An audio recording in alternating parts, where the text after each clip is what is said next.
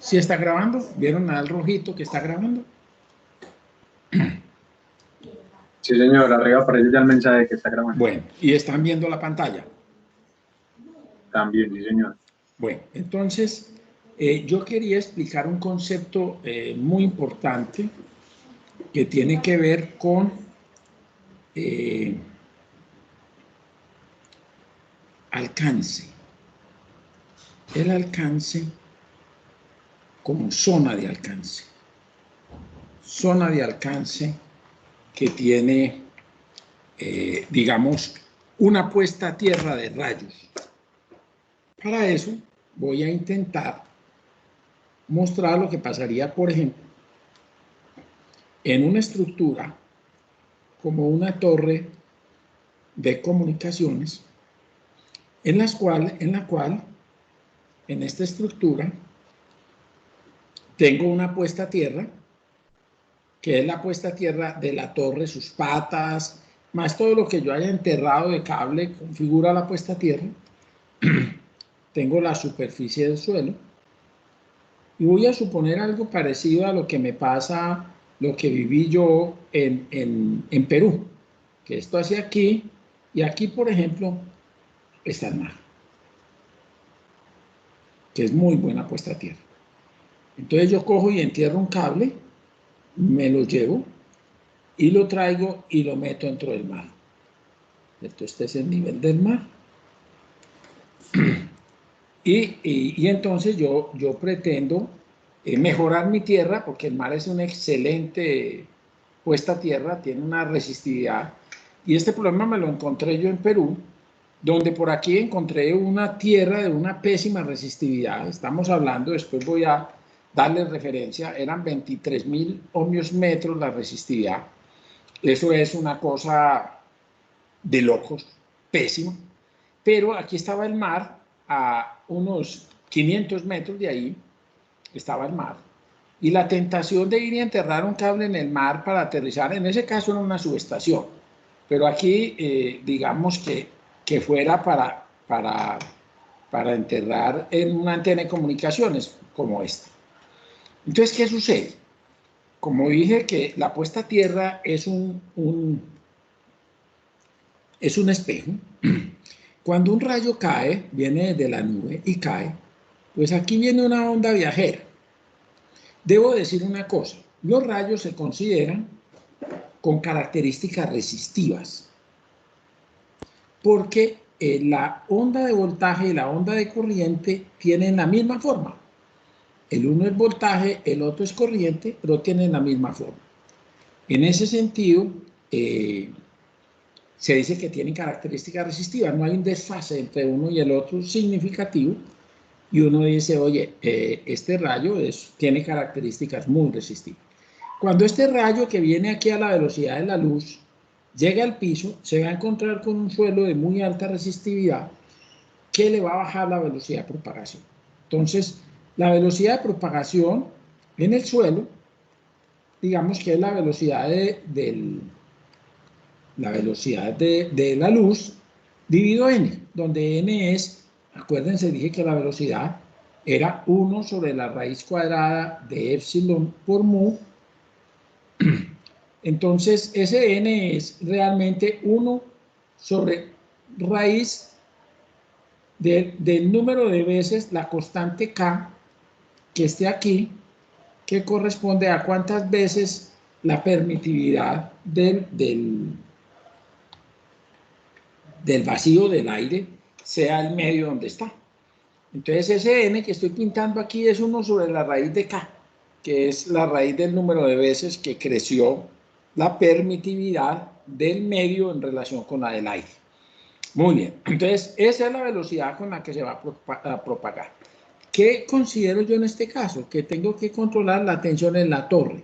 Esa es la que yo quiero bajar. Entonces, ¿cuál es el problema al que yo me enfrento? Que el rayo va a tener una forma en el tiempo, más o menos digamos que así, y que va a alcanzar un tiempo máximo aquí.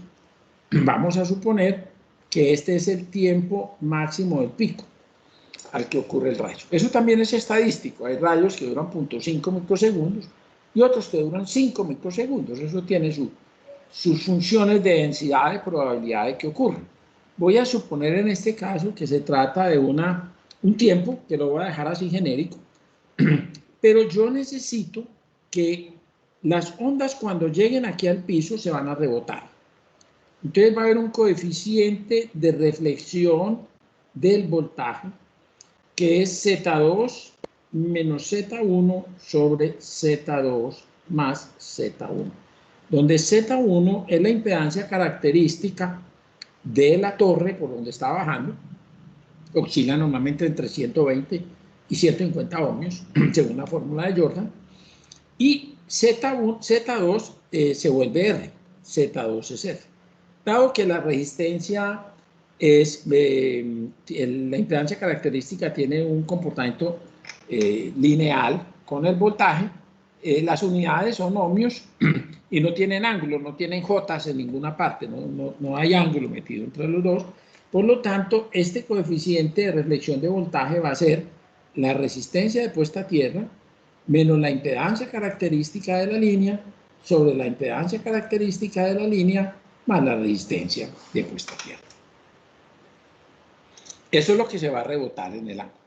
Ahora, esa onda de voltaje se va a devolver con signo negativo. Si por aquí venía signo positivo, aquí devuelve en signo negativo. ¿Qué tan negativo? ¿Qué tanto se parece esto a menos 1? Obviamente Z1 es una impedancia alta, digamos 150. R, digamos que es 20 ohmios. Entonces este coeficiente de reflexión, para este ejemplo que estoy haciendo, daría 20 menos 150 sobre 20 más 150. O sea que aquí estaría dando 120 negativo dividido 180. Sexta de 12 es 2, sexta de 18 es 9, 2 novenos, o sea, con signo negativo sería menos 2 novenos, menos, digo usted, 0.21. Entonces, en una palabra, se va, perdón, 120 sobre 180 no es 2, la sexta de 8 es 3, 2 tercios. Entonces sería menos 0.75. Quiere decir que la onda prácticamente toda rebota, el 75% de la onda rebota y rebota con un signo negativo. Al ir subiendo va a ir cancelando el voltaje positivo que va bajando y entonces baja la tensión en la torre. Por lo tanto, yo necesito que ese efecto no llegue aquí. Porque si ese efecto llega aquí, pues lo que va a ocurrir es esto. Va a bajar la onda donde llegó, pero no en el pico. En el pico es cuando se va a quemar el aislamiento. Entonces yo necesito que esa onda negativa llegue aquí arriba antes del pico, digamos que llegue por aquí y haga este efecto. Este sí es el que yo quiero, que llegue aquí. O sea, tiene que llegar mucho antes de T sub M. Digamos que llegue en T sub M medios. Yo quiero que esa onda llegue en T sub M medios para que empiece a hacer un efecto negativo importante. Entonces yo ¿qué tengo que hacer? Bajar aquí a una cosa que yo puedo despreciar la resistencia, diga, es menor, igual a un ohmio, muy buena puesta a tierra tiene el mar, pero el tiempo de viaje me va a matar. ¿Por qué? Porque cuando el rayo cae, se demora en caer, el tiempo de viaje es igual al tiempo que recorre la onda, que es la longitud de la torre, llamemos esta la longitud de la torre, dividido la velocidad de la luz, lo que demora bajando, pero después también lo que demora subiendo, o sea que esto va por 2, porque ahora que la onda regrese, tiene que volver a subir 2 veces el tiempo, más también 2 veces el tiempo que le toque recorrer toda esta distancia, llamémosla la L, 2 veces L, sobre la velocidad a la que va, pero resulta que va a C sobre N, porque se frenó. Entonces, en el tiempo de viaje me va a dar 2 veces longitud de la torre más NL sobre C. Esto es 2 sobre C, NL. Da esto. Entonces, frente a este tiempo de viaje, que yo lo puse igual a la mitad, T sub M medios,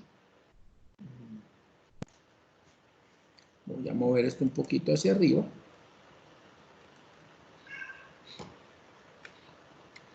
T sub m sobre 2 es igual a 2 sobre la velocidad de la luz por la longitud de la torre más NL, que es lo que está aquí. En otras palabras, 2 veces la velocidad, perdón, no es este, es C, velocidad de la luz, dividido 4, es igual a longitud de la torre más N por L. En otras palabras, yo despejo L, L es igual, ¿dónde está T sub M? Aquí está T sub M. L es igual a la longitud de la torre más T sub M, tiempo del pico, por C, velocidad de la luz, dividido 4, y esto dividido N, donde N es la raíz de epsilon 0, es decir, la longitud máxima que yo puedo tener para llegar a ese tiempo es la longitud de la torre más el tiempo del pico por la velocidad de la luz dividido 4, y todo esto 1 sobre la raíz cuadrada de K, donde K es el coeficiente de epsilon 0, en otras palabras, K es epsilon dividido epsilon 0, la permitividad del medio, que a la vez es función de la resistividad del terreno. Después miramos alguna fórmula de cómo algunos han propuesto qué tanto varía eso. En otras palabras, si esta longitud de este cable es mayor que esta que me da en este cálculo, la onda no va a llegar a tiempo. Si yo supuse que llegar a tiempo significaba esencialmente que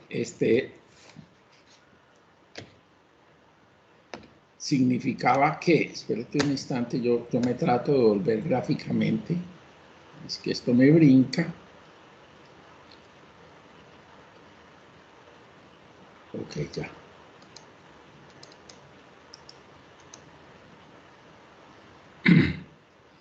Que llegue aquí, en este punto de la onda, a esta distancia,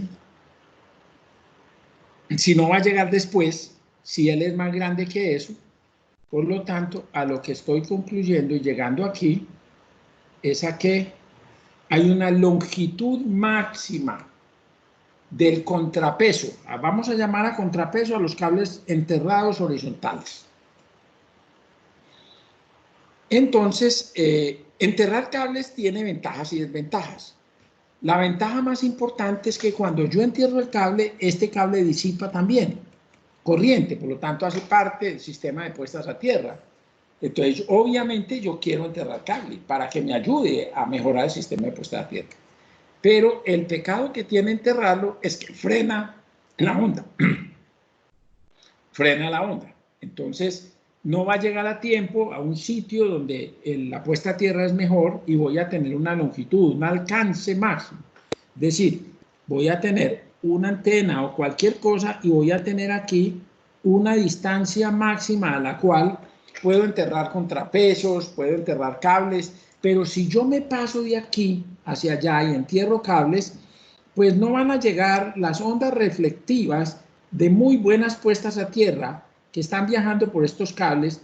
Cuando se devuelvan por aquí y lleguen aquí, ya hemos pasado hace rato por el pico, ya llegó por aquí donde ya no sirve para nada, porque aquí ocurrieron los daños, se quemaron los equipos. O sea, yo necesito que la onda que va a reflejarse con un coeficiente negativo, bajando el coeficiente de reflexión, rebotando ese rayo, llegue a la punta de la torre o al sitio donde están mis equipos que quiero proteger, una línea, si se trata de un flameo inverso o lo que sea, llegue con cierto tiempo por debajo del tiempo de la cresta del rayo, de tal manera que sí ayude, porque si ha de llegar después, no me sirvió la ayuda, llegó a destiempo. Por lo tanto, yo voy a hablar de una longitud máxima del alcance que normalmente está alrededor de unos 40 metros. Cualquier cosa, señores, que en rayos usted entierre que esté a más de 40 metros de la torre donde están bajando la puesta a tierra es pura falsedad, no va a servir. Por lo tanto, si yo tengo una torre y tengo que mejorarle esa tierra, de enterrar un cable de 200 metros de longitud, yo prefiero enterrar, diga usted, 10 cables, 8 cables, 200 dividido 8, esto da 100 dividido 4, 25 metros. 25 metros. Esto es súper ok. Esto no sirve para nada. ¿Por qué? Porque yo tengo que hacer las mejoras aquí cerquita de donde va a caer el rayo, porque es ahí donde yo tengo que controlar los voltajes. Si no, el tiempo de viaje me va a hacer llegar las ondas, por buenas que sean, como el ejemplo que hice de el mar y todo, pero está muy lejos. No me sirve, se demora demasiado la onda en volver. Entonces, aquí aparece un concepto que tiene que ver con la distancia de alcance, la zona de alcance. Los rayos, a diferencia de las otras puestas a tierra, tienen una zona de alcance donde usted no puede ponerse a ir más lejos porque cuando usted le da la resistencia puesta a tierra va a bajar mucho, pero va a bajar en baja frecuencia. Acuérdese que el rayo es una onda viajera. Luego no opera el tema de la baja frecuencia en este tipo de aplicaciones. Entonces, bajo estas circunstancias, retorno rápidamente a lo que tenía. Veremos si ustedes... Profe, aquí, dígame. yo tengo una pregunta. Entonces, si se refleja, pues cuando se refleja la onda del rayo, el pico donde se viene a dar, se sigue derecho, pues propagándose por el aire porque ya está reflejado. No. Acuérdense que la onda va por la estructura, ¿no es cierto? Bajando por la bajante o bajando por la torre. Así la energía está alrededor, porque la energía está alrededor. Lo que nosotros estamos midiendo, que es corrientes y voltajes físicos, lo estamos leyendo en la torre. O sea que ahí es donde están pasando los voltajes. Yo simplemente lo que estoy diciendo es que si yo quiero bajar el voltaje de la torre, tengo que rebotar esa onda. Pero si esa onda tiene que viajar por el suelo, esos rebotes se van a demorar en llegar. Y hay una distancia por encima de la cual ya van a llegar muy tarde, porque en el tiempo que demoran entre bajar, meterse en la tierra, ir y volver, ya hemos pasado el pico del rayo y después del pico del rayo ya nada que hacer. Después del pico del rayo ya se quemó todo. Entonces llegaste, pero llegaste cuando ya se había muerto el paciente. O sea que no estamos haciendo nada. ¿Vale? Sí, profe, pero entonces, digamos que en el caso de que pues, se dio bien y se pudo llegar al final de la estructura otra vez y todavía no ha pasado el pico del rayo, ese pico del rayo, después donde pasa, no, se suma, no. Esto es solamente el voltaje que produce el pico del rayo, solamente el voltaje que produce el pico, que lo voy a bajar. ¿Y por qué me interesa el voltaje? Porque es que los componentes electrónicos son muy sensibles al voltaje. Entonces yo tengo que bajar el voltaje porque si no, esas diferencias se me van a crecer. Entonces la pretensión mía es bajar todo lo que pueda el pico de voltaje, eso es lo que yo quiero. Ahora, ¿qué pasó con el rayo? Entonces, acuérdense, el rayo trae una energía. Muy bien. Esa energía está depositada en un canal a partir de unas cargas que conforman en ese canal. Una vez ocurre el fenómeno que vamos a mirar aquí, se da pues el neutralización, aparece una onda de voltaje y una onda de corriente. La potencia, que es voltaje por la corriente, y la energía, que es voltaje por la corriente por el tiempo, es lo que se va a disipar en mi camino. Pero resulta que yo no puse ni la puesta a tierra ni la torre para que disipara el rayo. Yo lo que quiero es que esa energía rebote en el piso y se vaya para arriba. Entonces yo le conté a usted nada más la mitad del fenómeno. Le dije, oiga, yo bajé el voltaje. Y usted me dijo, entonces, ¿qué pasó pues con el rayo? Le dije, se volvió corriente. Si usted mira, el coeficiente de reflexión de la corriente es 2Z1 sobre Z2 más Z1. Entonces, yo lo que le dije al rayo en el fondo, como onda viajera, es, muy bien hermano, usted trae una energía en campo eléctrico y en campo magnético. La energía en campo eléctrico es el voltaje, la energía en campo magnético es la corriente. Muy bien, pero llegó a una condición de frontera. ¿Qué es una condición de frontera? Donde yo le dije, lo siento, la relación entre voltaje y corriente que usted traía, que era igual a la impedancia característica, digamos si hubiera sido un cable 500 ohmios, ya no puede seguir. Y el rayo me dice, pero ¿cómo no puedo seguir? Dice, sí, es que aquí hay una resistencia, hermano. Entonces ya la proporción es que usted tiene que bajar el voltaje. ¿Cómo? No solo bajarle, tiene que cambiar de signo. Mierda, ¿yo qué voy a hacer? Entonces el rayo, yo le digo al rayo, tranquilo hermano, que su energía no se va a perder. Yo le permito que duplique la corriente. Entonces, toda esa energía que traía en campo eléctrico, vuelva a campo magnético. Entonces, esa fue la parte de la historia que yo no le conté a usted. Y es que cuando yo pongo una buena puesta a tierra, las corrientes se duplican. Los voltajes se reducen, pero las corrientes se crecen. Entonces, cuando usted me pregunta a mí que cuál de los dos fenómenos es el peor, yo le digo que el de voltaje. Los equipos son muy delicados al voltaje. Los seres humanos son muy dedicados a diferencias de voltaje. La corriente, no, para eso tengo tremendos ángulos de esa torre, tengo tremendos calibres de puestas a tierra. Ese rayo no le va a pasar nada si se duplica la corriente. Entonces, sí, es verdad, la energía simplemente la cambié. Una parte se va a disipar en la resistencia de puesta a tierra, como I al cuadrado por R. Sí, ahí hay un pedacito, pero eso no es importante.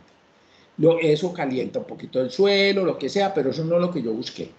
Pero lo importante es que el fenómeno dejó de ser un fenómeno de campo eléctrico y se volvió campo magnético. Entonces se devuelve el rayo con mucha más corriente, pero con menos voltaje, que es el dañino. Y yo después esa corriente la tiro para que se vaya a la nube, que no se va a ir toda la nube, porque cuando el rayo llega al punto de unión entre la nube y la torre, va a encontrar otro cambio de impedancia característica. Y ahí también va a decir, bueno, ¿qué? Entonces dice, bueno, vuelve y calcule un coeficiente de reflexión y un coeficiente de refracción. Pero gran parte del rayo se va a meter por la nube, aunque otro pedacito va a rebotar otra vez a la Tierra. Eso todo lo vamos a modelar con el ATP después. Yo simplemente lo que quiero hoy advertir, que quede muy claro desde los conceptos, es que la puesta a tierra para descarga atmosférica es otro cuento, muy distinto a lo que hemos visto hasta este momento. Esto es otra cosa. Lo mueven otros principios, otras frecuencias, otro comportamiento. O sea que aquí no me va a servir ningún concepto de los que he dado de puestas a tierra. Eso es lo que quiero decir.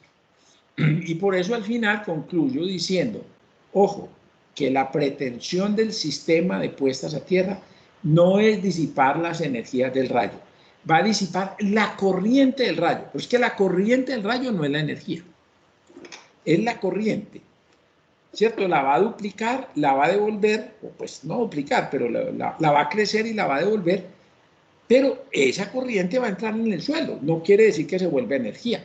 Claro, el suelo tiene una resistencia, por eso finalmente va a ser un I al cuadrado por R y por T, la energía que se queda en la puesta a tierra. Pero yo no puse esa puesta a tierra para que disipara nada. Para eso voy a devolver el rayo, para que ese rayo vuelva y se meta por la nube. ¿Y qué hace cuando se meta al canal ionizado? Sonará más duro, iluminará más, tendrá más calor en el rayo. A mí me importa un carajo, porque eso es en el aire, eso no es en mi instalación. Pero mientras más mala sea la resistencia de puesta a tierra que yo tenga, pues más energía de la que yo no quería se va a disipar por el efecto Joule I al cuadrado por R por T. Entonces, sí, qué pereza que ese rayo, cuya interés mío no era disipar la energía, terminó disipando energía en mi puesta a tierra.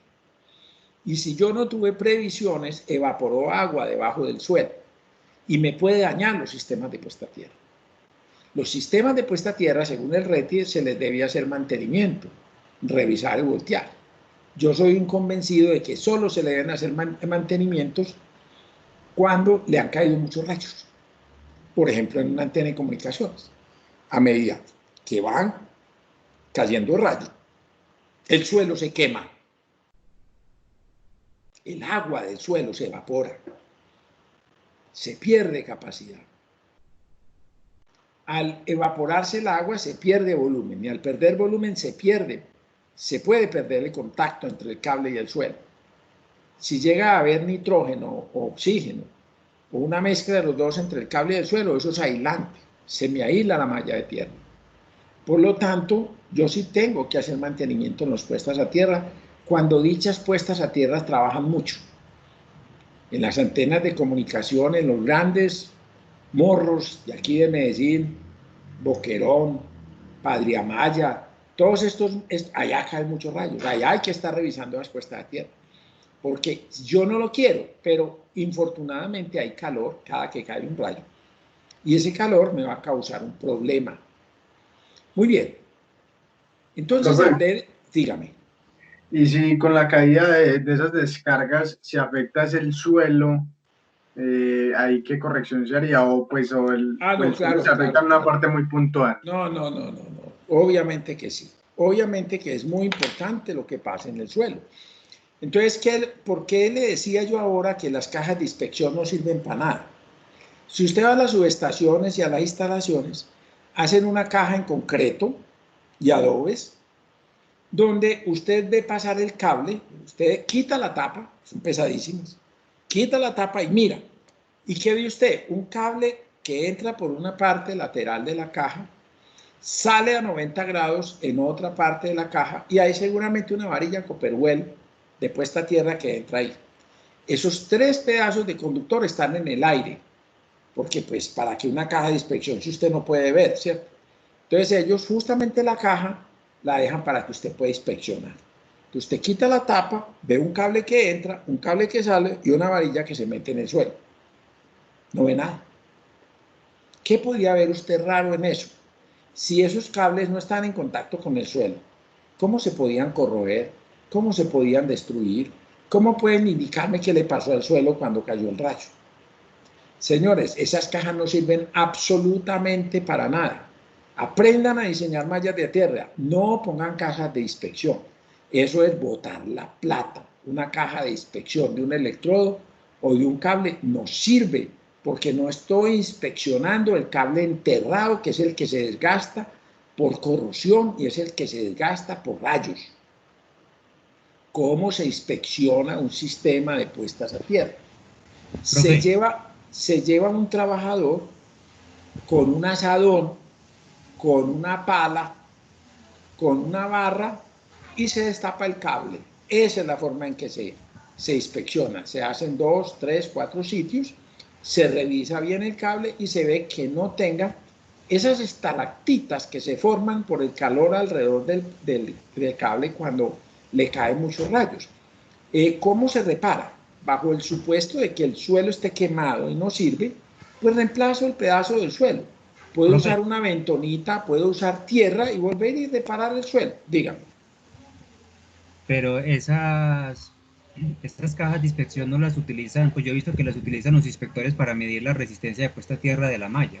Claro, obviamente las cajas de inspección, que entre otras cosas ponen muchas que no sirven para nada, como toda la malla de puesta a tierra está unida, no importa donde usted se conecte, le da lo mismo. Toda está unida con muchos cables. Y por esta razón, lo único que importa es que usted coja la malla de tierra en algún lado. Para eso se puede pegar una estructura, se puede pegar de la malla de cerramiento, de cualquier cable que salga de la tierra, no necesita una caja.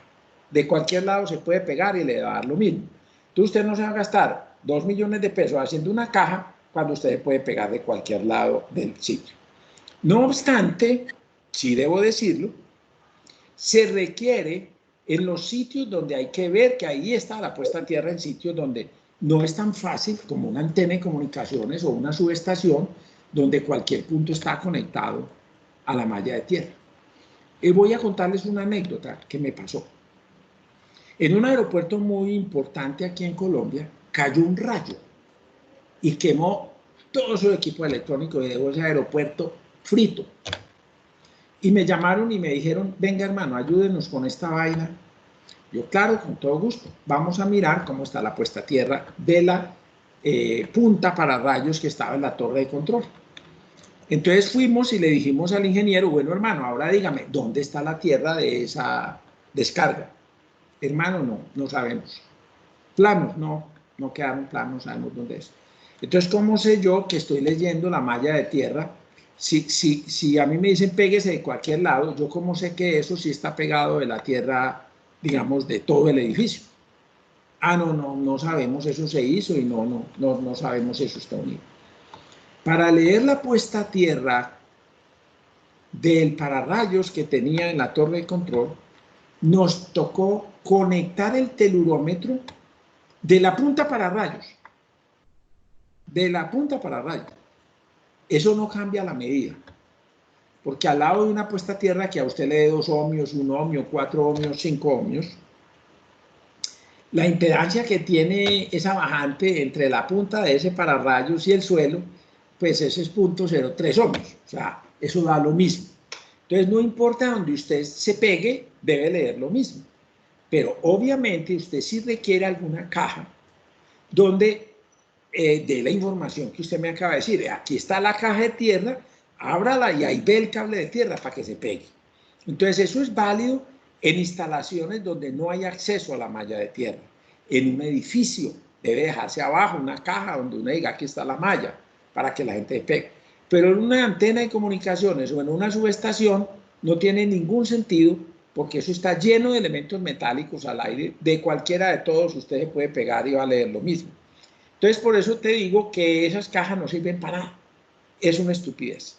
Entonces, eso es un principio que les doy. Traten de diseñar las cosas sin demasiadas cajas y cosas. Obviamente, no tan poquitas como que ni siquiera uno sepa por dónde va la tierra, pero no se pongan a gastar plata para destapar y mirar una varilla Copperwell. Eso no tiene ningún sentido práctico hacer eso. Muy bien. Ahora voy a ir a otra aplicación de las puestas a tierra que se llama la tierra de descarga estática. Dígame. ¿Qué dice la norma en cuanto a las cajas de inspección? Ahorita la vemos. Esa es una de las preguntas que queda porque más adelante habla de las cajas de inspección y yo le voy a decir que dice que es una tontería, pero eso lo dice la norma. Entonces ahora la vemos, las cajas de inspección. Entonces hablemos de la tierra de descarga estática. Este es otro sistema de puesta a tierra distinto. Esa tierra puede ser preventiva o correctiva. Hay muchos procesos en los cuales una chispa es muy peligrosa. Para usted tener un incendio o una explosión, si ese incendio es muy rápido, usted necesita 3 componentes. Necesita un combustible, necesita oxígeno y necesita una chispa, un comburente. Usted necesita los 3. Debo advertir también que no solo la presencia de un combustible es suficiente para uno decir que va a haber un incendio. Normalmente ese combustible tiene que estar en el aire, tiene que evaporarse. O sea, lo que se prende no es el combustible en sí, sino la evaporación, los vapores que salen del combustible. Si ese combustible es altamente volátil, significa que a la temperatura en que él esté, y digamos que es la temperatura ambiente, está arrojando al medio mucha parte del combustible, porque la tensión superficial que tiene, digamos, el líquido, esa tensión superficial que tiene el líquido, permite liberar muchas partículas de combustible y mezclarse con el aire y convertirse en la mezcla entre aire y combustible, que es peligrosa. Combustibles, por ejemplo, como el diésel, no son demasiado peligrosos. Y en muchas partes, y las normas dicen que ni siquiera son áreas clasificadas. Profe, qué pena, usted está leyendo de las diapositivas. Sí, no, estoy hablando. Ah, Pero ok, usted está ok. viendo No, arriba de un letrero que dice tierra, descarga estática, ¿no es no, cierto? sino que no se está viendo las diapositivas, sino Ah, que no, se está hermano, viendo la entonces otra ahí sí, aplicación. no, no, usted me tenía que haber dicho eso porque es verdad que yo tenía que volver a compartir, descompartir y compartir.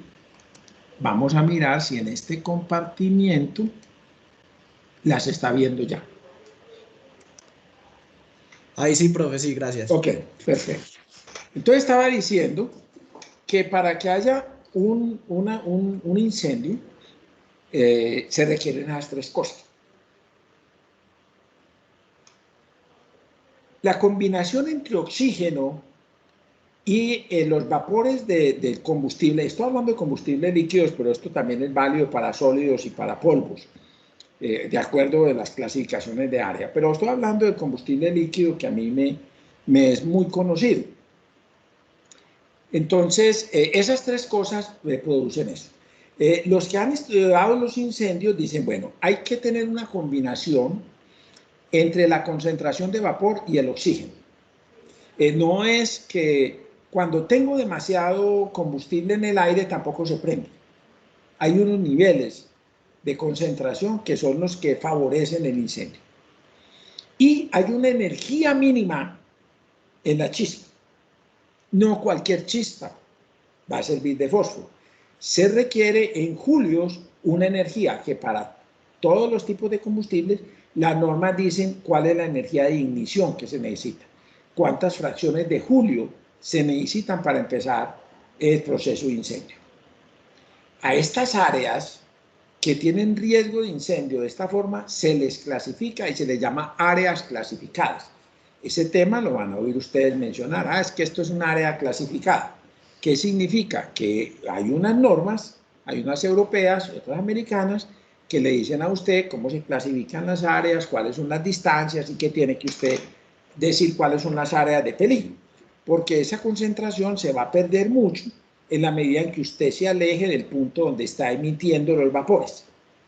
Entonces, por ejemplo, por un solo ejemplo que se los digo, en los tanques de combustible de los carros, el área clasificada son 50 centímetros alrededor de la tapa de la gasolina. O sea, usted alrededor de la tapa de la gasolina, en 50 centímetros no puede prender un fósforo, no puede tener un cigarrillo. Algunos prohíben tener un celular que pueda dar chispas, porque a 50 centímetros hay concentraciones suficientes para formar un incendio. Entonces, cuando alguien le diga a usted una bomba, no hermano, es que usted entre el carro no puede prender el celular. Señor, el área clasificada es 50 centímetros alrededor de la tapa. Yo dentro de mi carro puedo leer celular, puedo fumar, en realidad puedo hacer de todo, pues, porque realmente el área clasificada es 50 centímetros alrededor de la tapa del combustible. Y así, los estudios de áreas clasificadas te van a decir cuántos metros es el área dependiendo del combustible y dependiendo de cómo es de encerrado, las niveles de concentración. Bueno, las normas dicen que es eso. Entonces usted tiene dos formas de atender las chispas que se presentan por descarga estática en estas zonas clasificadas. Una es la preventiva, que es lo que dice usted, impidamos que se forme la carga estática. Cuando se trata de elementos que son metálicos es muy fácil, porque ustedes saben que un metal se aterriza en un solo punto y todas las cargas se van por ahí. Cuando usted coge una pantalla de computador y le ha pasado la mano y siente carga estática, se da cuenta que para vaciar la carga estática de la pantalla tiene que recorrer con la mano toda la pantalla. ¿Por qué? Porque el vidrio es aislante. Entonces no basta con tocar en un punto de la pantalla. Como es aislante, descarga el punto que usted tocó y el resto de puntos le toca a mano. En procesos industriales que usan contenedores plásticos grandes de sustancias que son volátiles, es un lío, porque aterrizar un tanque que es metálico, perdón, que es plástico, es imposible aterrizarlo, porque pues tengo que tocarlo por todas partes, es imposible. Pero una forma preventiva es que si es metálico, aterrícelo. y entonces no permite la formación de la carga estática. ¿Y cómo se aterriza? Entonces aquí empieza el primer concepto de las puestas a tierra de descarga estática. Una baja puesta a tierra es de 1 megomio para arriba. Eso es una baja puesta a tierra, 1 megomio. Cuando nosotros vamos a hablar de nuestras otras puestas a tierra, si hablamos de 1 ohmio, 10 ohmios de puesta a tierra, en carga estática yo estoy hablando de 10 megomios, de 1 megomio, de 5 megomios, de 50 megomios. Eso es una puesta a tierra en eso. Usted descarga con impedancia alta, no con impedancia bajita. Entonces usted lo contratan en una bomba de gasolina para que haga la puesta a tierra para aterrizar los carrotanques. Y usted, si no sabe de esto, va a enterrar 10 varillas Copperwell, va a leer la resistencia, va a verificar que sea menos de 1 ohmio. Error. Graso error. Mientras más bajita sea la resistencia de puesta a tierra, más grande la chispa que se va a producir en el momento en que se descargue el carrotanque. Usted va a tener que aterrizar probablemente una varillita Copperwell para que no se salga del piso. Y en serie ponerle una resistencia alta, diga de 10 megomios en una caja, y después de la caja ya saca el terminal para aterrizar el carrotanque. Hay que aterrizarlo con alta impedancia. La mayoría de las bombas de gasolina nuestras no saben eso y simplemente entierran varillas Copperwell y llega el carrotanque y lo aterrizan. Profe, una pregunta. Dígame. ¿Estos sistemas también aplican para los aviones cuando desarrollan carga? Total, es exactamente igual en un carrotanque que en un avión. Todo avión, cuando llega a pitch, hay que aterrizarlo. Inmediatamente se aterriza para derivar toda la carga estática que adquiere el chasis del avión. No vaya a ser que la gente que se esté bajando esté incómoda. O eventualmente, dado que el de avión también tiene tanques de gasolina, puede haber una chispa indeseable en el avión. Sí, señor, se aterriza. Entonces continúo con mi discurso. A mí me llaman a una bomba normal y yo veo que todos son varillas Copperwell enterradas y que nadie le mete una resistencia de limitación de esa corriente. Ahora los voy a poner ante un punto. Y es que usted es un ingeniero electricista que pasó por un curso de puestas a tierra y está en una bomba y el conductor del carro tanque se arrima donde usted y dice, ay, yo supe que usted es ingeniero electricista. Sí, con todo gusto, ¿qué puedo hacer por usted? Míreme, doctor, es que yo tenía aquí este carro tanque y yo me bajé del carro, hice todo, abrí mangueras y me di cuenta que no lo aterricé. Aquí tengo la pinza para aterrizar, aquí la tengo en la mano. ¿Será que aterrizo? Y usted huele el ambiente y no huele sino gasolina. Y usted por sus adentros dice, este maldito carro puede estar cargado de pura carga estática, que no se va a descargar porque las llantas de los carros son aislantes. Entonces no tiene por dónde descargarse. Y lo más seguro, si usted es un hombre prudente, lo que le va a decir al conductor es camine y nos alejamos mientras pasamos todo esto y no se le vuelva a ocurrir en la vida empezar a vaciar gasolina sin haber aterrizado el carro tanque. Pero ¿qué sucede si en esa bomba no hay un ingeniero electricista, sino que el tipo dice, ah, qué bobada, hermano, venga, yo aterrizo esto? Si yo pudiera descargarlo sin riesgo de chispa, lo podría hacer. ¿Cómo? Poniendo una impedancia alta como de 10 megohms, siempre mayor de 1 megohm, hace que cuando yo con la pinza toque el carro, haya una resistencia que va a limitar la corriente al voltaje del condensador, que es el voltaje que tiene las cargas estáticas que adquirió el carro. Ahí hay un condensador respecto a tierra, volumen metálico del carro, aislante, las llantas y el aire y la tierra. Ahí hay un condensador cargado. Diga usted que esté a 3000 voltios. Usted lo divide por 1 megomio, eso le da 3 microamperios. Entonces usted dice, esa corrientica no tiene un I al cuadrado por R suficiente para generar una chispa. Entonces, ¿usted qué va a hacer en ese caso? Usted me va a poner unas pinzas aisladas, no son metálicas, porque si el trabajador la coge con sus manos, pues la corriente va a preferir irse por la resistencia que le ofrecen los zapatos del conductor más los 1000 ohmios del ser humano, que seguramente es mucho más bajita que los 10 megohmios que usted puso en serie con el cable con el cual está aterrizando eso. ¿Cuál es el pecado que usted paga? Es que se demora un poquito más en descargarlo, porque al haber subido la resistencia, el tau de descarga del circuito, que es R por C, se aumentó. Entonces, normalmente lo vamos a calcular para que no pase de unos 250 milisegundos el tiempo que requiere para descargar. Y muy seguramente usted irá arrimando la punta y verá una pequeña chispita, pero muy pequeñita, y le permite aún descargar un objeto que vino cargado, que no fue preventivamente descargado por error humano, pero que usted después puede decir, venga, yo lo descargo porque tengo una puesta a tierra de carga estática, así se llama.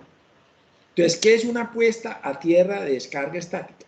Es una barra de puesta a tierra con sus cables aislados que se conecta al sistema de puesta a tierra de la instalación a través de una muy alta impedancia, por ejemplo, 10 megohmios. Y ahí de ese barraje usted coge un cable y una pinza aislada y descarga las cosas. Si eventualmente las descarga correctamente, le sirve como una puesta a tierra preventiva para descargar. Pero si eventualmente usted lo hace tardíamente, es una puesta a tierra correctiva, que igual le permite descargar y evitar que un trabajador o alguien se arrime a ese carro tanque, a lo que sea, y a través de la descarga, a través de él, puede haber una chispa que termine con todo ahí. Entonces, esas puestas a tierra se denominan puestas a tierra de descarga estática. Hay otro concepto que también quiero manejar con ustedes, que es el concepto de la malla de alta frecuencia. Una malla, dígame. Para la puesta a tierra de descarga estática, entonces, si en la bomba, por ejemplo, tienen la puesta a tierra normal, la de baja resistividad, sí, yo puedo simplemente coger y pegarle una resistencia de 10 megaohmios y ya es la otra punta. La otra punta de su tierra, así de sencillo. Solo que, pues obviamente, como se trata de algo peligroso, pues vos no vas a ir a la cascada a comprar una resistencia de 300 pesos para ponerla ahí, ¿cierto? O sea, vas a buscar una resistencia bien, que se conecte con buenos terminales, a una barra, pues si no me vas a salir con resistencias de la cascada, pues, ¿cierto? Y no con una resistencia que se compre, que tenga ciertos niveles de calidad, que te garantice que ese megohmio está bien. Si, es más, si yo estuviera en el caso tuyo, no usaría una sola resistencia, sino que en esa caja pondría varias resistencias que en paralelo dieran el valor que a mí me sirve. De tal forma que si una de ellas se abre, no tenga mayores problemas. Adicionalmente a eso, lo más seguro es que yo pondría un varistor. Yo pondría un varistor para que, si en el momento en que caiga un rayo o algo, las dos puestas a tierra se equipotencialicen a través de ese varistor. Es decir, no haya una grandísima diferencia de tensión producida por un rayo, por ejemplo. Entonces, podría al paralelo, o sea que esa cajita de la que estamos hablando se complica un poquito, porque me tocó poner pues varias cosas para tener garantía de eso. Como la carga estática asociada con esto puede ser de varios kilovoltios, yo tendría que buscar un varistor también de varios kilovoltios. No vaya a ser que eventualmente el varistor sea el que me descargue. Entonces seguramente voy a estar pidiendo un varistor de unos 4 o 5 kilovoltios. Lo tengo que hacer para que ese pararrayitos me garantice que si hay una tendencia a que los dos sistemas de puesta a tierra se quieran diferenciar de tensión, el varistor los va a unir. Vamos a ver después que los varistores son elementos equipotencializadores. Cuando hay una diferencia de tensión que supera el valor de corte, ellos unen los dos sistemas. Es lo que van a hacer y después vamos a estudiar esto. Muy bien, vámonos entonces al concepto de una malla de alta frecuencia. ¿Para qué? ¿Qué es lo que yo pretendo? Una malla de alta frecuencia se utiliza para amortiguar las interferencias por propagación aérea de ondas hasta una determinada frecuencia.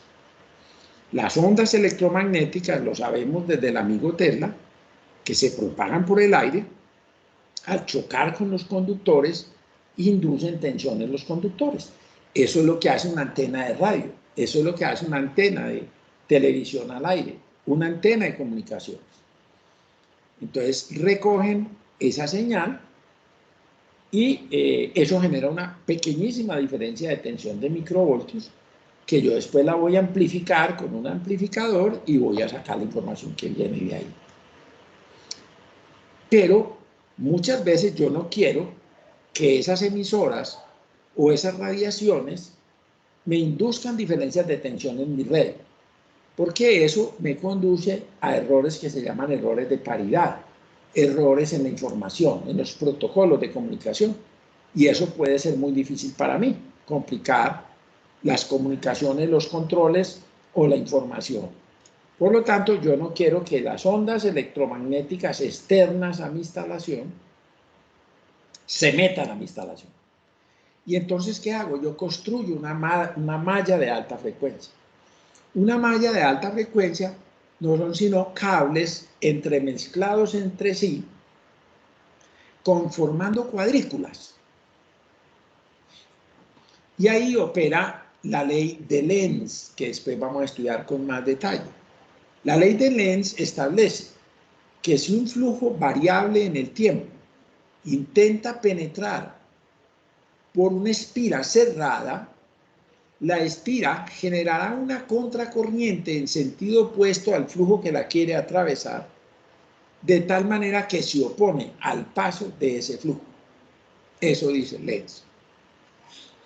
Entonces, si yo tengo una malla que recorre todo mi edificio, todo mi salón en el que están mis equipos que quiero proteger, y esa malla tiene una cuadrícula suficientemente pequeña, voy a amortiguar frecuencias de interferencia que provienen de radios, que provienen de teléfonos celulares, de microondas, de equipos de comunicaciones, que provienen de emisoras, que provienen del aire de cualquier lado. Eso es una malla de alta frecuencia que ha sido muy comúnmente usado en las instalaciones de sistemas, en las instalaciones donde se guarda información. Alguna vez diseñé para una importante empresa del sector en Colombia una jaula de protección contra interferencias externas. Nosotros la forramos completamente con una cuadrícula súper chiquita. Para eso utilizamos una lámina de aluminio que tenía perforaciones pequeñas porque se usaban en las antenas de microondas y en las antenas de parabólicas. Con eso forramos todo la instalación, todo el búnker de la información. Hace poco pregunté y me dicen que todavía existe el búnker y que ahí guardan la información en medios magnéticos para que las ondas externas no deterioren esa información. En ese caso, no solo hicimos una malla de alta frecuencia, sino que también hicimos una malla para campo magnético. La hicimos con material magnético, con lámina de transformador. Forramos toda esa instalación en láminas de transformador, para que tampoco los campos magnéticos pudieran entrar. Entonces tiene doble protección, una protección para campos electromagnéticos y otra para campos eléctricos. Esto porque, digamos, ese búnker está en una subestación que tiene pues líneas de alta tensión con corrientes y cosas, entonces hicimos la protección completa. allá no eres capaz de tener una señal de celular, una señal de una emisora, no funciona absolutamente nada. Adentro el campo es demasiado pequeño, tiene muy poca influencia, ni siquiera el campo magnético de la Tierra alcanza a ese búnker que hicimos. Un buen trabajo en mi época hice con ese búnker, que lleva ya 25 años, debe estar ese búnker allá. Muy bien, entonces una malla de alta frecuencia es una malla que lo que hace es intervenir sobre las ondas que vienen en el aire. Para operar no requiere estar puesta a tierra. No necesita estar puesta a tierra, porque ella atrapa la onda en cada espira la va atrapando, no la deja seguir. Pero para eso necesita estar aterrizado. Pero ¿qué sucede? Por temas de seguridad, recuerden lo que yo dije ahora, todo elemento metálico expuesto a ser tocado por un ser humano y a la vez a ser energizado por una red eléctrica o un evento eléctrico debe ser aterrizado. Entonces, esa malla está dentro de las instalaciones y recorre todos los muros, y recorre el piso, recorre el techo, todo. O sea, todos los equipos eléctricos están de alguna manera encima y por los lados de esa malla. Por lo tanto, esa malla tiene que estar aterrizada al menos en un punto.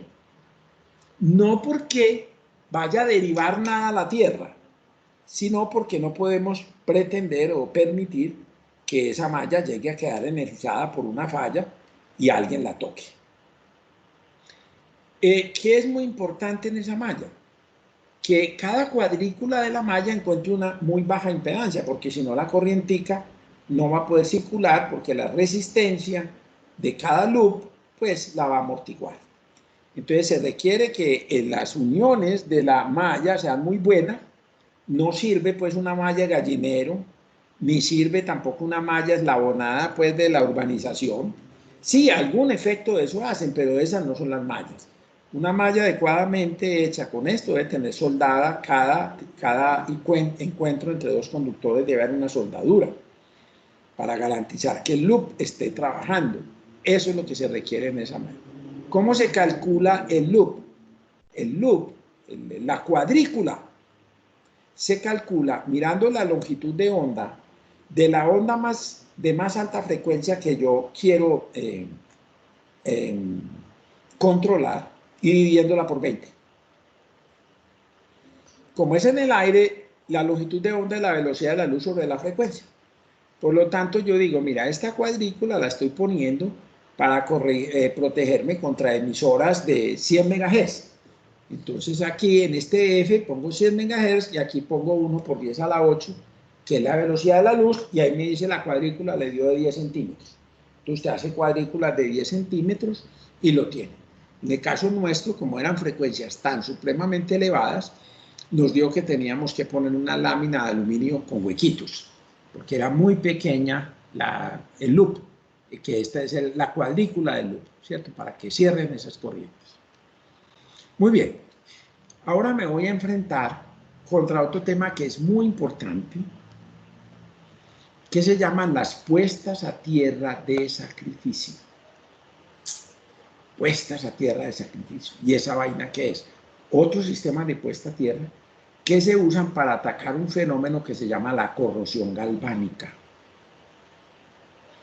Para explicarles a ustedes en qué consiste el fenómeno de la corrosión galvánica, a mí me toca ir otra vez al origen del universo.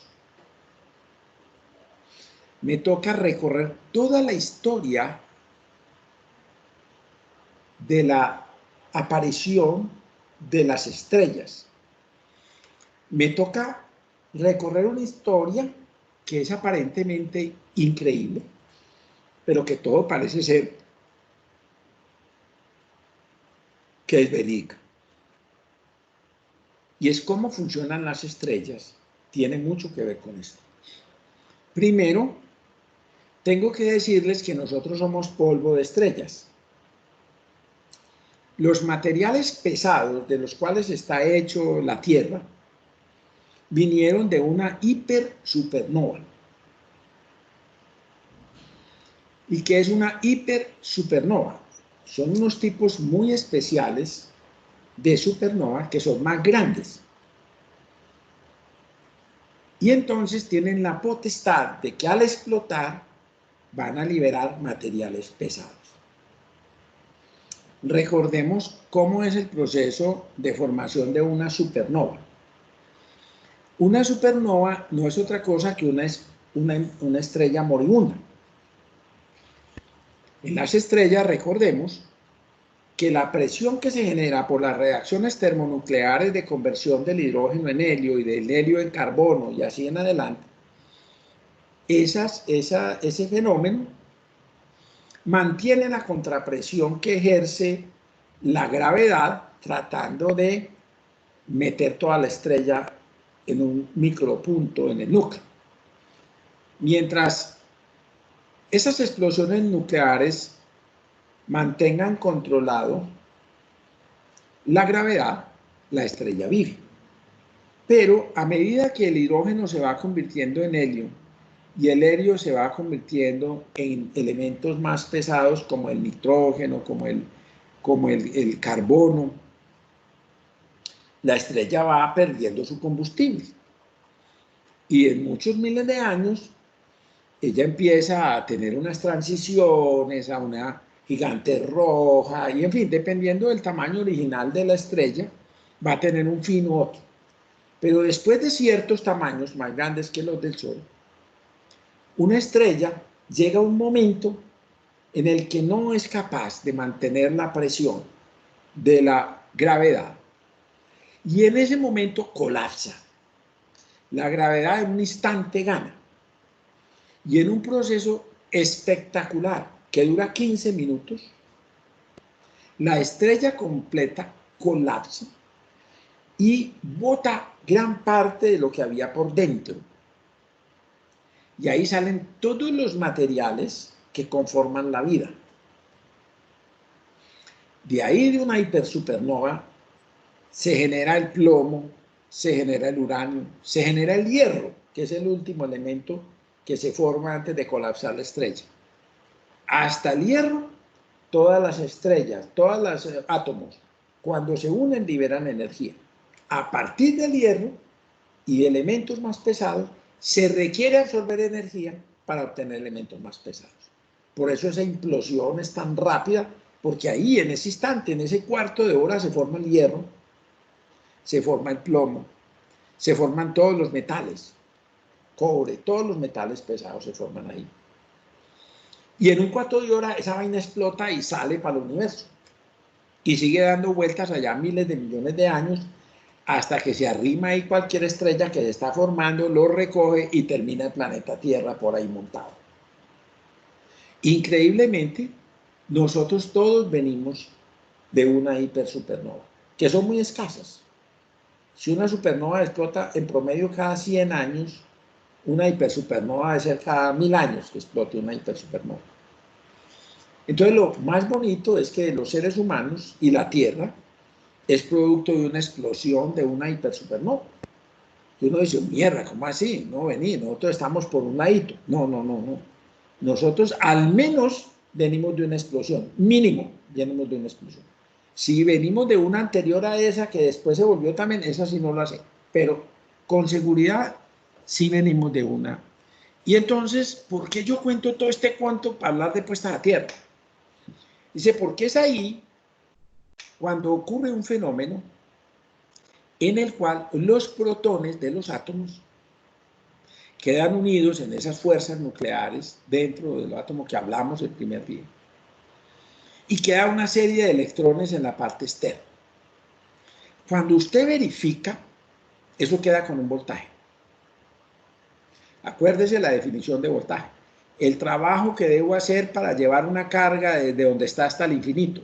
Otra es la del infinito donde está, como la quiera ver. ¿Cierto? Entonces es la integral de E punto por dr desde la posición que estoy al infinito. Entonces, coja cada electrón, llévelo al infinito, coja cada protón, llévelo al infinito y sume todo eso. Y al final eso no suma cero. Ahí queda una energía almacenada en campo eléctrico que se denomina en la tabla química potencial electroquímico del componente. Así que los materiales tienen potenciales electroquímicos. Y en la tabla periódica, cada uno tiene al frente su potencial electroquímico. Cuando yo junto tipos de materiales como el acero, que es una mezcla con carbón y con hierro, pues voy a obtener unos voltajes algo distintos. Entonces, cada material tiene un potencial electroquímico, que fue el resultado de lo que ocurrió cuando explotó esa maldita supernova en un cuarto de hora y ahí quedó almacenada una energía que hoy está aquí en los materiales que nos conforman. Eso, además de ser muy bonito, es muy científico. Entonces, ¿qué sucede cuando yo junto dos materiales que de forma natural tienen un potencial electroquímico distinto? Por ejemplo, el cobre, observen aquí, tiene una tensión de más 0.34 voltios y el acero de menos 0.44 voltios. Ahora yo los uno a ambos, los pongo en contacto físico, digamos en el aire, pero los meto en un medio, en una batería, que resulta ser un material electroquímico, que en este caso funge de material electroquímico el suelo, que tiene agua, que libera muchos iones, y que tiene un material con una resistividad en el suelo. Entonces, ¿qué sucede? Si yo conformo el circuito que está aquí, uno el hierro con el cobre, es esta unión que estoy haciendo, pongo esta pila que corresponde a esto respecto al cero absoluto, menos más 0.34, y aquí menos más en la otra dirección porque es negativo, 0.44, y cierro esto teniendo en cuenta que este material, que es un metal que está enterrado, tiene una resistencia de puesta a tierra, y este otro, que es otro metal que está enterrado, tiene otra resistencia de puesta a tierra. Aquí conformo un circuito. Este circuito, esta I que tengo, corresponde al dibujo de arriba. Yo nunca he podido arreglar la maldita cosa, la voy a organizar. Esta I que tengo aquí corresponde a este circuito de arriba, ¿cierto? Y aquí abajo es así que cierra esta corriente. Entonces, apréndanse un principio de la corrosión, que es muy sencillo y es contundente. Material que entregue corriente de manera permanente al suelo se corroe. Recuerden que cuando nuestro amigo Faraday definió la corriente, no se tenían conocimientos atómicos, no se sabía de la existencia del electrón. Entonces, él definió la corriente como las cargas circulando entre la placa positiva y la negativa. En la práctica, nosotros encontramos que las cargas positivas no se mueven. En la mayoría de las veces se mueven las cargas negativas, que son la parte exterior del átomo, que son los electrones, eso es lo que se mueve. Si es que se mueve, porque tampoco se mueven. Es importante que tengan en cuenta esto. Las cargas eléctricas realmente se mueven muy poco. Físicamente se mueven muy poco. Se mueve la propagación. Cuando yo le doy un codazo al vecino, el vecino le pega un codazo al que sigue, el que sigue le da un codazo, al final el último de la cadena dice, a mí me dieron un codazo, fue el primero. Dice, no, yo realmente no fui hasta allá a darte el codazo, mandé la orden. Y eso es básicamente lo que pasa en electricidad. Los electrones se mueven, le avisan a los otros y se va yendo la propagación. Pero el electrón, si yo lo pintara de amarillo, no lo vería salir en Pecuecao para San Carlos. Seguro se queda aquí. Las medidas de movimientos físicos de electrones han mostrado que en un cable normal los electrones se mueven a una velocidad promedio de 1,5 metros sobre segundo. Comparando con las velocidades que tiene la electricidad, 1,5 metros sobre segundo es estar quieto. En realidad no se mueven. Y prueba de que no se mueven es que los materiales conductores no se deforman. Todo eso es por encima, el material por el paso de la corriente, excepto que a pérdidas y temperatura no pasa eso. Pero en las baterías y en la corrosión galvánica, la carga positiva se mueve, no el electrón, se mueve la carga positiva. Y en la naturaleza, ¿qué es una carga positiva? Es un átomo sin un electrón. Porque los positrones no están libres en la naturaleza. Por lo tanto, nosotros llamamos positrón a un simple átomo de hidrógeno que no tenga un electrón. A eso lo llamamos positrón, pero en realidad no es un electrón. Pesa lo que pesa un protón. O sea que en realidad las cargas positivas tienen un peso alrededor de 3000 veces más grande que un electrón. Entonces, cuando la carga positiva se mueve, eso significa que el átomo se movió. El átomo se movió. Y si el átomo se movió, el material perdió ese átomo. Y por esta razón aquí estoy mostrando que al migrar las cargas positivas en dirección al electrodo opuesto, están deteriorando este material. Entonces, ¿cómo vamos a medir la corrosión? Por el peso que pierde el material. Así se mide la corrosión. Se toma el material, se pesa y se dice, este material perdió el 30% del peso. Está corroído. No es por el color, no es porque tenga huequitos, no es por nada. Es porque pesa menos. Y así se mide la corrosión. Entonces, ¿qué sucede? Como la corrosión ocurre en el electrodo que entregue la corriente al suelo, en la práctica el que se corroe es el hierro. El cobre es un receptor de esa corriente y todo el que recibe corriente no le va a pasar nada. El principio es, el que recibe corriente no le pasa nada. El que entrega sí se corroe. Sea el que entregue. Si yo pongo al cobre a entregar corriente al suelo, seguro que también lo corroe.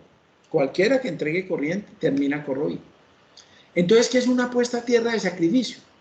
Si yo tengo el hierro, que es un material electronegativo y que está entregando corrientes hacia el cobre, ¿qué pasa si yo meto un material aún más electronegativo que el propio hierro, como el magnesio? El magnesio es un material altamente electronegativo. Por eso es el material que conforma la vida. De aquí se dan todos los procesos químicos en los seres vivos del magnesio. El magnesio es la clave de la vida. Y es justamente porque tiene muchas cargas libres. Y los procesos que se dan en la fotosíntesis y los procesos que se dan en los ATP para guardar energía a partir de los azúcares, las albúminas, se dan justamente por electrones. Por lo tanto, el magnesio es el número 1 para eso y nosotros necesitamos magnesio que está en las plantas, muchísimo magnesio y tenemos mucho magnesio. Si yo hago una cama de puro magnesio, una puesta a tierra de magnesio, y la pongo en paralelo con estas otras dos puestas a tierra, entonces la cama de magnesio también tiene su resistencia de puesta a tierra, el hierro tiene su resistencia de puesta a tierra y el cobre tiene su resistencia de puesta a tierra. Ahora, la fuente de este quedó menos más 2,7, la de este menos más 0.44 y la de este menos al revés, más hacia arriba 0.44. Ahora yo voy a calcular las corrientes por cada uno de estos tres electrodos. Para este ejercicio tan sencillo basta con matar dos fuentes, ponerlas en corto, mirar los aportes a cada rama de esta fuente, luego matar las otras dos fuentes, hacerlo y así con las tres fuentes, prender una y matar las otras dos y después sumar todas las corrientes por las ramas, esa es la corriente total. Teorema de la superposición de circuitos. Cuando usted termine de hacer esto, si hizo un adecuado diseño de su sistema de aterrizamiento, de sacrificio, usted va a encontrar que probablemente la corriente la va a estar entregando el magnesio y la corriente por el hierro se va a invertir. El magnesio le va a meter corriente al hierro y le va a meter corriente al cobre. Todo el que reciba corriente no se corroe. Todo el que entregue corriente se corroe. Entonces, en una puesta a tierra de sacrificio, el magnesio se corroe. Y yo voy y lo reviso a los 2 o los 3 años y lo cambio, porque ya debe estar corroído y pongo otro y listo. Entonces, yo puedo usar puestas a tierra de sacrificio para protección galvánica de elementos de hierro que estén en contacto con el suelo. Por ejemplo, tuberías de agua. Por ejemplo, gasoductos, oleoductos, que se hagan en tuberías metálicas, fundamentalmente en hierro, se van a corroer. Entonces, esos tubos de los oleoductos se tienen que ir cada 30, 40 kilómetros compensando para que reciban corriente del suelo y no entreguen corriente al suelo. Normalmente los tubos los aíslan, tienen un material aislante pero eso falla porque es mecánico. Por lo tanto, siempre se le pone protección catódica. Muy bien. Se puede hacer dos cosas. La primera, en lugar de meter una cama de menos 2,7 voltios, yo puedo hacer una fuentecita de directa de 2,7 voltios y enterrar uno de los electrodos y el otro pegarlo a los electrodos que están conectados por encima y meter el otro en el suelo. Esa es una protección catódica por fuente. Y muchos usan protecciones de eso. Ecopetrol por toda parte está metiendo esas fuentecitas para cambiarle la polaridad y hacer que la corriente la entregue a esa fuentecita. Que esa fuentecita difícilmente se corroe, aunque las varillas a través de las cuales entierra esa corriente en el suelo sí se van a corroer. De cualquier manera, ellos están revisando cada 4 o 5 años y cambian varillas y hacen lo que sea. La ventaja que eso tiene es que no requiere tanto mantenimiento como las camas de sacrificio. Relativamente es un poco más cara, pero tiene una desventaja enorme. Depende de la alimentación externa. Muchas de estas tuberías de gas y de petróleo van grandes distancias donde no hay una casa, donde no hay una línea de distribución, donde la electricidad no existe. Entonces, me toca poner celdas solares, poner un pocolón de cosas, estar yendo a mirar que no se robaron la celda solar, confiar en unos campesinos. Y hay gente que dice, ¿sabe qué? Entierro una cama de magnesio y vengo cada 3 años a mirarla y se acabó. Por eso, no se puede decir que un sistema le gane al otro. Depende. Cuando estoy cerca de las ciudades, seguramente voy a usar fuentes. Cuando esté muy alejado de las ciudades, seguramente voy a usar camas de sacrificio. Como ustedes ven, esta puesta a tierra de sacrificio es otro sistema de puesta a tierra, otra función de la puesta a tierra. ¿Por qué? Porque es un metal, el magnesio, aunque es maleable, el magnesio, a diferencia de los otros metales, el magnesio es maleable totalmente, es una plastilina. Ese magnesio es un metal y se degrada, pero es una puesta a tierra, porque es un metal enterrado y que sale un cable. O sea que si yo necesito esta puesta a tierra para referencia electrónica, seguramente la voy a poder usar. Y si es para descargar un rayo, seguramente la puedo usar. Le puedo asignar otras funciones. Lo que les quiero ir diciendo es que para diseñar una cama de sacrificio, a mí no me importa la zona de alcance, que el suelo se ionice. A mí no me importa la carga estática en las áreas clasificadas, ni las señales de alta frecuencia, ni el neutro, ni la tierra de protección. Son conceptos distintos. Esta es otra puesta a tierra, distinta a las que hemos visto, que tiene otros criterios de diseño, otras funciones que cumplir. Y finalmente, voy a hablar de la malla de tierra a frecuencia industrial. Esta malla normalmente se construye en cuadrículas porque lo que ella pretende es levantar el potencial del piso para que la diferencia de tensión entre las manos y los pies sea la mínima posible. Una malla de puesta a tierra no se pone para disipar corrientes en el suelo. Ese no es el objetivo. El objetivo es equipotencializar manos y pies durante fallas en la red eléctrica. Y por esa razón, a diferencia de las otras puestas a tierra, en esta se usa muchísimo la cuadrícula, porque las personas vamos a estar paradas en el área y necesito controlar las tensiones que aparecen dentro de esta cuadrícula. O sea, esta es una malla para fallas a 60 Hz, fallas a frecuencia industrial, no para rayos ni para otras cosas, solo fallas en la red de potencia. Cuando hay fallas en la red de potencia, por ejemplo, aquí estoy representando una falla monofásica o bifásica a tierra, donde la corriente entra en un punto se deriva por todos estos conductores y trata de ir a la fuente, porque se tienen que seguir cumpliendo las leyes de Kirchhoff.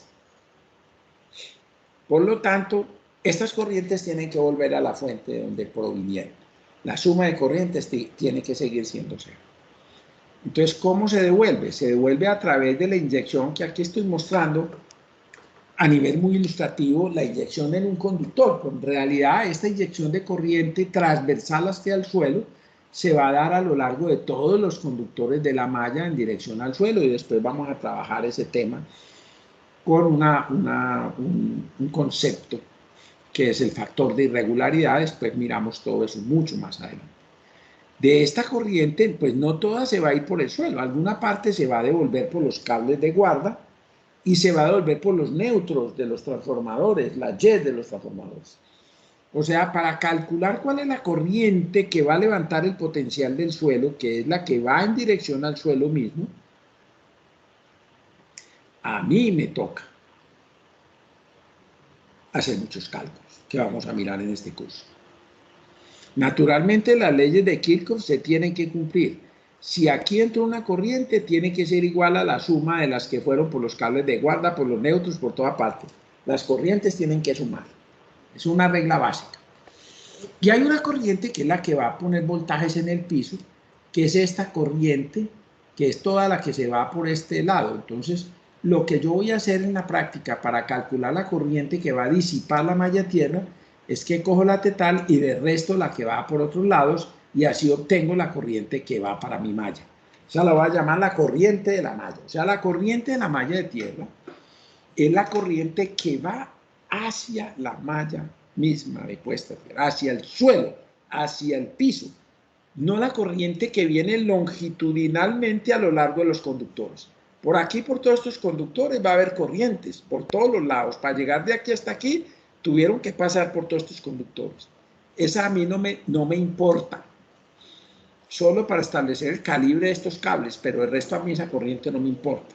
La corriente que me importa en mallas de tierra es la que se va de manera transversal hacia el suelo. La que se une entre el diámetro del conductor y el suelo que lo rodea. Esta es la corriente que la voy a llamar la corriente de la malla de tierra. La que va ahí. Y en los cálculos voy a tener en cuenta eso. Entonces, ¿cuál es la función de esta malla de puesta a tierra? Proteger contra tensiones de paso, tensiones de toque y tensiones transferidas, que en este curso vamos a ver que son las más importantes de todas y que la gente no les para bolas. Llevo una campaña de alrededor de 20 años tratando de sensibilizar a las empresas de la importancia de controlar las tensiones transferidas. Todas las partes metálicas alcanzan una tensión muy parecida, porque al tratarse de una onda de tan baja frecuencia, prácticamente no hay temas de tiempo de viaje. O sea, sí lo hay, porque siempre lo hay, pero en distancias tan cortas de algunos metros y fenómenos tan lentos como 60 Hz, que 60 Hz tiene una longitud de onda de 5.000 kilómetros. O sea, para él, pues 10 metros, 20 metros, 50, 100 metros es nada. Para él es como si fuera el mismo punto eléctrico. Por lo tanto, uno supone en las mallas de tierra para los diseños que la tensión en todos los conductores es la misma. A diferencia del rayo, que como había tiempos de viaje y cosas de estas, impedancias, características, tiempos de viaje, yo les he dicho que las tensiones por un rayo, y después lo vamos a hacer en simulación aquí, son muy distintas en cada nodo. Mientras que 60 Hz, suponer que toda la malla adquiere el mismo potencial, es una hipótesis bastante razonable. Sobre todo si tenemos en cuenta que en estas cuadrículas todo está unido. Entonces las diferencias de tensión son mínimas y uno dice, yo no me voy a complicar calculándole el potencial a cada conductor. Sabe que todos estos conductores en relación con esta corriente, no importa por cuál de todos los conductores esté entrando más o menos corriente, toda la malla adquiere una misma tensión. Lo voy a llamar el Ground Potential Rise, incremento del potencial de tierra, GPR, Ground de tierra, potencial, voltaje, Rise, incremento del potencial en la malla de puesta a tierra. GPR, lo voy a seguir mencionando en este curso de hoy hasta infinito y ya no voy a volver a explicar qué es GPR, ustedes me tienen que entender que es una tensión de baja frecuencia que ocurre en las mallas de puesta a tierra cuando están derivando corrientes transversales hacia la tierra física. Eso es el GPR. ¿Qué busca todo este arreglo de las mallas de tierra a frecuencia industrial? Equipotencializar manos y pies durante las fallas. Que no haya grandes diferencias entre manos y manos, manos y pies y pies y pies. Eso es lo que es. Todas esas tensiones que yo he llamado tensiones indirectas. ¿Por qué? Repitamos, porque ellos no tocaron nada que no pudieran tocar. Esos elementos que están tocando correspondían a una estructura, por ejemplo, de una subestación, a un soporte de un equipo, a un gabinete, a la nevera de mi casa, a algo metálico que en condiciones normales no debería tener voltaje. Eso es lo que dice. No debería tener voltas. Hay que equipotencializar manos y pies durante fallas del sistema de potencia. Y eso es lo que pretende. Es otra función muy distinta. No tiene nada que ver con Una rayos. pregunta. Dígame. Entonces, esta malla de tierra físicamente se instala por debajo del suelo o encima de la superficie o un poquito. ¿O cómo? Buena pregunta, muy buena pregunta. Tan alta como se pueda ajustar. Hay gente que dice, enterremos esa malla a 2 metros. Error craso. Mientras más usted la aleje de los pies, menos tensión le produce a los pies. Y yo necesito aquí potencializar los pies. Por lo tanto, estas mallas de tierra se entierran a muy poca profundidad, porque su función es levantar la tensión de los pies. Normalmente se entierran entre unos 30 y unos 70 o 60 centímetros de profundidad. Es lo normal. Más de ahí es complicado. Es más costoso porque me toca mover más tierra. Y la alejo de los pies, que va a ser un tema que a mí no me interesa hacer, alejarla de los pies. La malla de tierra ideal ni siquiera estaría enterrada. La malla de tierra ideal es una malla de gallinero puesta en el piso y usted le echa una lechada de concreto, de cemento, y esa malla la conecta usted a todo lo metálico. Esa es la malla de tierra ideal.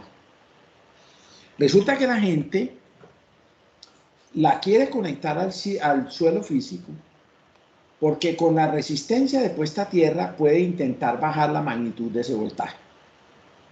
El criterio de equipotencialidad no pelea contra la magnitud del voltaje. El criterio de equipotencialidad pelea contra las diferencias de tensión. Por lo tanto, al criterio de equipotencialidad no le importa si la malla está enterrada o no está enterrada. Lo que le importa es que las tensiones en los pies sean los mismos que las tensiones en la mano. Pero, como hay que controlar otras tensiones, como las tensiones transferidas, que después explico, ese criterio hay que complementarlo y ahí es cuando dice, es bueno enterrarlas. Pero a mí me preguntan, vea, yo tengo una subestación en un segundo piso de un edificio. Ahí no hay suelo. Me embaleé. ¿Cómo hago para hacer una malla de tierra? Y yo le digo, le quedó más fácil que cualquier otra cosa. Porque usted va y hace una malla de tierra por allá abajo en el sótano para controlar el GPR de todo el sistema con las fallas. Y en el segundo piso pone una malla equipotencial debajo de la baldosa y la conecta a todo lo metálico y la diferencia entre manos y pies se la va a volver cero. Entierre una malla de gallinero, métale unos cables y una todo eso y listo, hermano. Cuando se levante el potencial, porque algo metálico se levantó, el suelo también se va a levantar. ¿A cuál potencial? Al mismo. ¿Qué diferencia de potencial hay entre manos y pies? Cero. Por esa razón, incluso, es común usar anillos equipotenciales de tierra en ciertos equipos, como transformadores y cuchillas de puesta a tierra y seccionadores. Cuando hay una cuchilla de puesta a tierra para aterrizar una línea, generalmente hay una caja de mando para el nivel 0 de control, que es cuando usted quiere hacer la operación de la cuchilla desde el patio. Como ha pasado tanto en el mundo, que un operador llega allá y no le cierra la maldita cuchilla. Entonces abre la caja de controles, con un cablecito puentea los enclavamientos, todos los contactos que le dificultan que pase la orden, se los salta y cierra a la brava el seccionador. Después hay que ir a recoger los zapatos del tipo y de pronto hasta la correa que quedó. Porque normalmente sucede que era que la línea estaba energizada y todos los enclavamientos impedían que se cerrara el seccionador de tierra justamente porque la línea estaba energizada. Pero este tipo que ve los seccionadores a mano izquierda abiertos, pero no se da cuenta que la línea va hasta 200 kilómetros y está energizada del otro lado, va y mira y dice, todo está abierto. ¿Por qué no cierra el maldito seccionador de tierra si esto no está energizado? Y no mira sino para un lado. Entonces se salta todos los enclavamientos y cierra el seccionador a la brava y desaparece el tipo. Muere. Ese tipo de accidentes se ha presentado en el mundo muchísimas veces. Entonces se decidió que se ponía una lámina metálica en el piso donde él se paraba y se unía a todo lo metálico. De esta manera, cuando ocurriera la falla, todos los elementos metálicos, inclusive los pies del tipo que está parado sobre un elemento que está al mismo potencial de todo lo metálico, al mismo GPR, no tenía ninguna diferencia de tensión.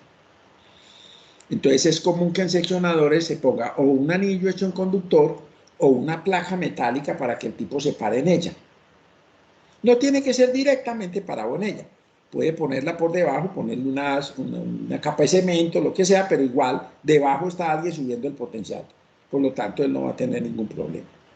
Esa es una forma de protección que se hace en ciertos equipos donde los errores humanos son muy importantes y queremos poder encontrar a alguien para regañar, ¿cierto?